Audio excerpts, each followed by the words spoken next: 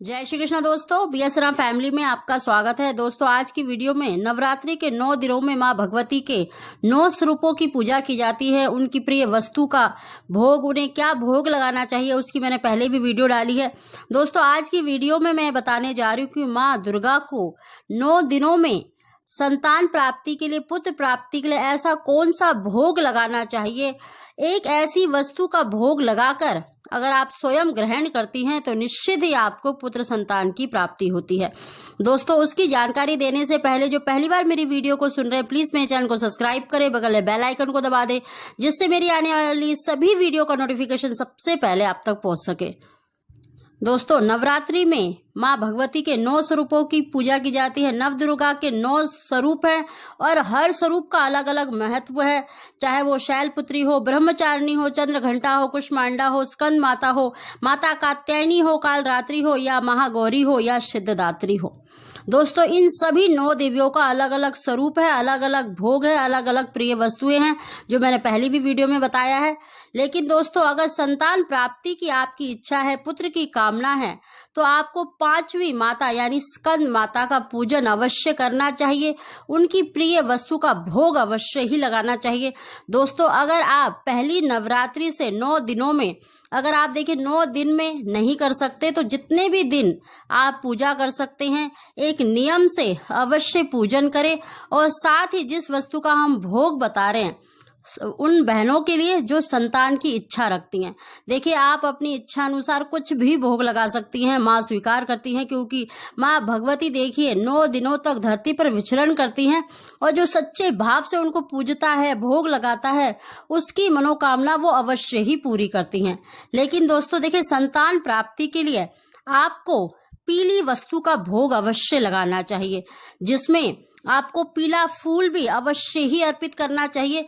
देखिए नवरात्रि के पहले दिन से ही आप एक संकल्प कर लें कि आप ये नित्य प्रति भोग अर्पित करेंगी और उसमें से आपको भोग लेना भी है। दोस्तों आपको देखिए 5 केले के साथ एक बतासा और 2 लौंग के जोड़े अवश्य ही माँ दुर्गा को अर्पित करना है। और साथ ही आपको देखिए पीला फूल अवश्य ही उनको अर्पित करें। दोस्तों जो 5 केले आपने भोग लगाए हैं माता रानी को, आप अपनी इच्छा अनुसार देखिए नैवेद्य किसी वस्तु का भी भोग लगा सकती हैं। लेकिन अगर आपकी देखिए संतान प्राप्ति की इच्छा है, पुत्र की कामना है, तो 5 केले, एक पीला फूल या ज्यादा या 5 ही ले सकती हैं और एक बतासा, नहीं तो बतासे भी आप 5 ले सकती हैं।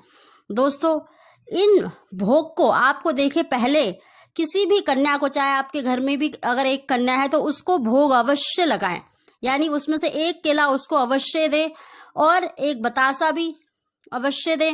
मतलब जो आपने भोग लगाया है केलों और बतासों का, उसको आपको अवश्य ही किसी एक कन्या को तो अवश्य खिलाना चाहिए माता रानी को भोग लगाने के बाद।